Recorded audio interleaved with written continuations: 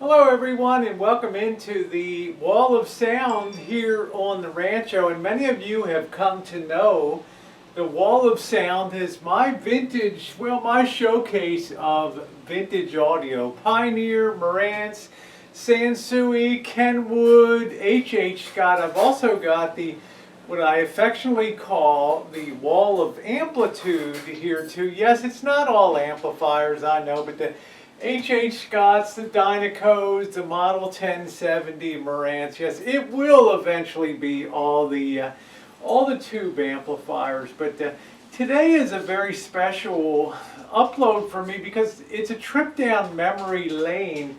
It's also a chance to share with you some ideas on purchasing vintage audio gear. Now, inevitably, when people look at the collection of vintage audio gear that I do have here on the Rancho, the number one question that arises, of course, is why do you have so many? Well, it's because it's my passion. And a follow-on question usually is, where do you get these things and where do you pick them up? And that's the subject of today's video. I can tell you one thing for sure. This collection of audio gear was not built in a year. It was not built in 2 years. It was built over about 20 years. And when I was working in various places around the world, not just the United States, I had a lot of this stuff in storage. And well, in places that I could depend on to store it, not your public storehouses, but friends that took care of a lot of this stuff for me. And I acquired most of this stuff in the 1990s and the early 2000s. And one of the best ways I acquired it way back when was before there was a Craigslist and before there was anything else, was simply putting the sections of the newspaper that would have free wanted to buy area. And of course, the wanted to buy area would be me, you know, a person putting an ad to just say the things that they wanted to acquire. And I put a simple ad in that said, if you have any old amplifiers, any old tuners, or any old stereo receivers, organs, church organs, things that you're looking to get rid of, please give me a call, blah, blah, blah, blah. Didn't discuss price, didn't discuss anything else. As with most advertising, wanted placing, things like that, the shorter you make it, the better, because you want somebody to have a lot of questions and to want to call you. You don't want to be too ultra descriptive. So after about a week or so of running this type of ad, and this was in the 1990s when newspapers were still a big thing after I was back stateside, my phone started to ring, and believe it or not, I started getting calls from churches and things, and a lot of churches at that time. I don't know what the trend was. The push was towards modernizing a lot of organs and things, but I started getting a lot of calls from churches that were getting rid of their old organs. And the deal was, and some of these went out curbside. I mean, they were just put on the street because some of these organs were massive. These Wurlitzers, these Leslies, these Baldwin church organs were massive with the consoles and key sections. They weren't the type of thing that were going to go into people's homes, right? They were just too massive. So the deal was to take the unit and take it into parts if it wasn't thrown out in the trash or whatever, because the word I often got from these people was, if you don't take it, we're just going to put it out for the special trash pickup. We're going to pay $50 to have it taken away. Nobody wanted tube equipment at that time. Nobody cared about tube equipment. We were still at the back end of the golden age of vintage audio, and tube stuff was so passe, nobody even wanted that. Well, I wanted it. So pretty soon I started getting the calls from the churches and going out and looking, and after about a year I acquired about 15 tube amplifier units from within the Leslies, the Hammonds, the Baldwins, the Wurlitzers within these particular units. Oftentimes I was able to take the rest of the unit and put it on a nationwide advertising, penny saver, something like that, or put it in a church bulletin. If we had keys, you know, if you're missing keys for your organs or things like that, or you're missing some parts or pedals, wooden pedals, you'd be surprised how many calls you get from people that are looking to fix up and buy the parts and stuff. So I was able to make a few dollars doing this too. And after about, I would say a year, I had about 15 units acquired. Yes, I often had some disposal problems, but some of this wood was really good wood, and I was able to sell some of the wood, you know, really good walnuts and really good hickory woods, and not a lot of oak, but a lot of really good maples, hard rock maples. So it really worked out in my favor. The big deal was having a place to put these things where you could break them down and sell them, but it all worked out good. Now, that was then, and of course this is now, and so much has changed. There wasn't any internet. Al Gore hadn't invented the internet at that particular time.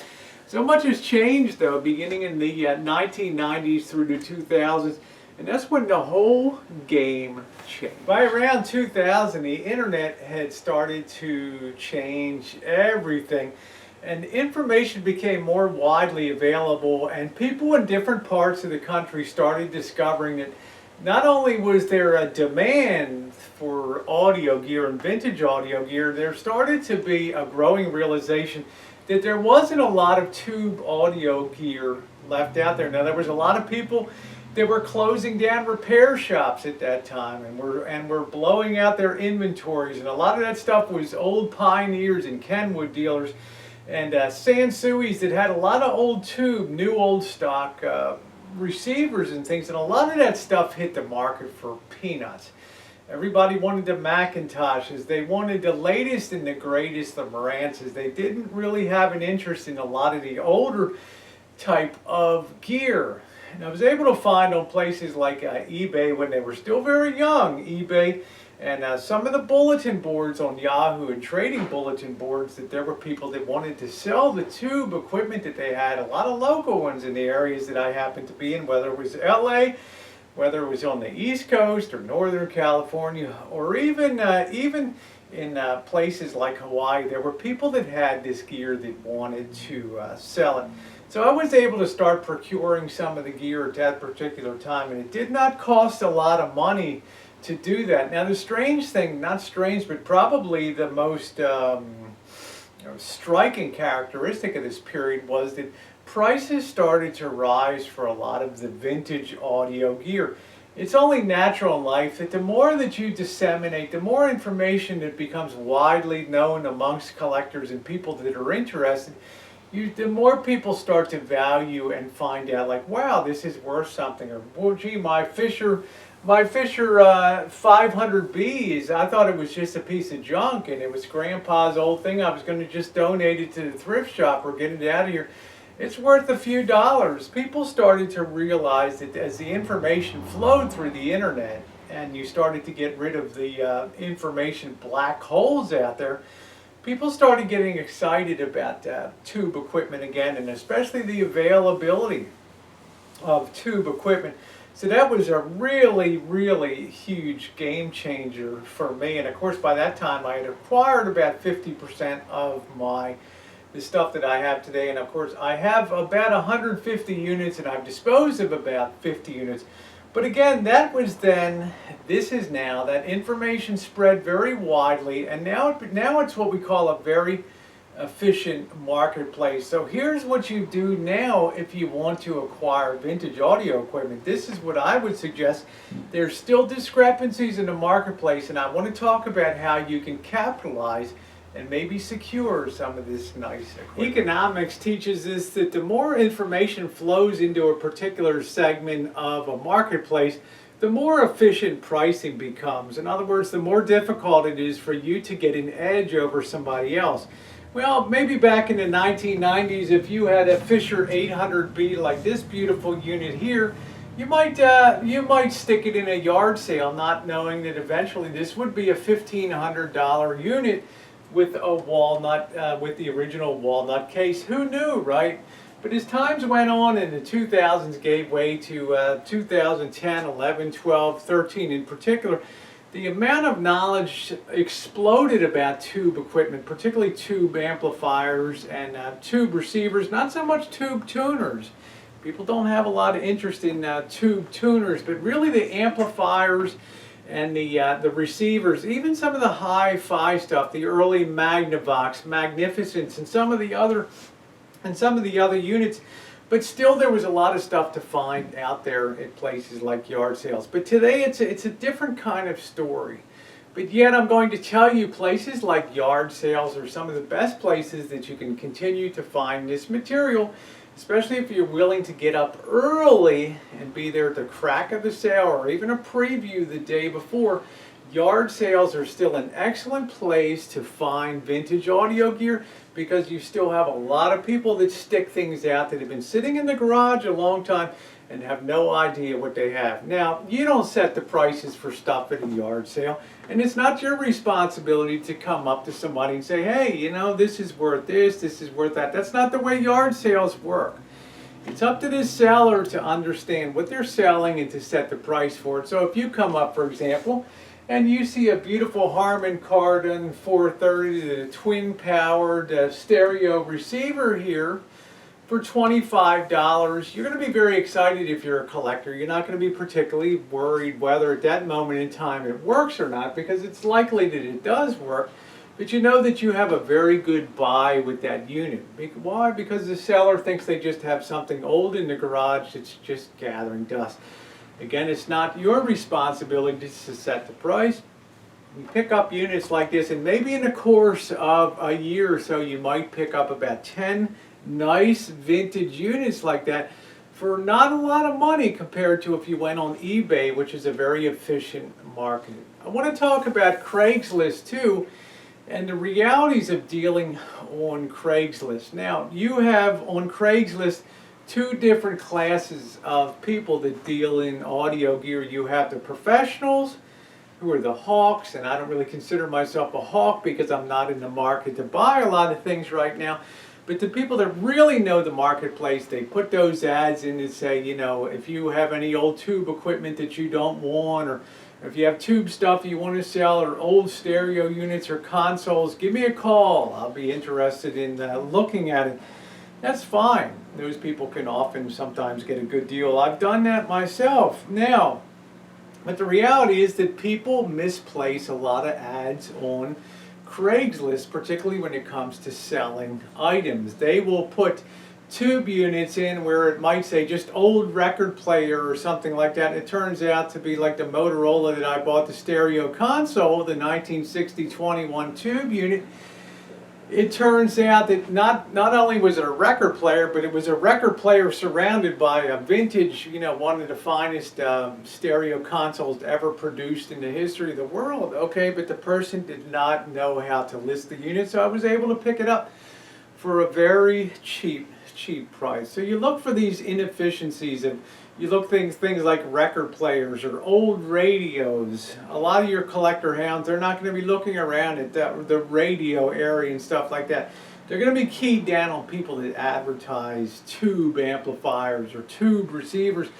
But a lot of people that sell it don't know it's a tube unit. They just know that it's an old radio, it's got some buttons on the front of it. They've got no concept what it is. They just know it's a radio, and it's an AM/FM radio. You would be surprised how many units I've picked up with just been advertised like that. And the person's happy to get 25, 30 bucks.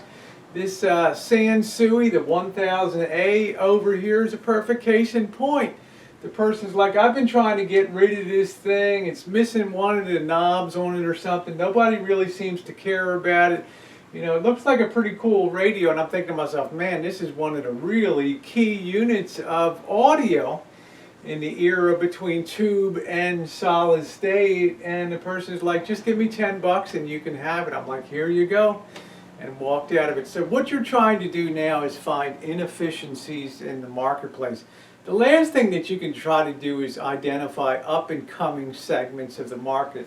I've talked before about my passion for Sony and the Sony STR line from the 7025, 7015, all the way up to the big boy, I think the 857085.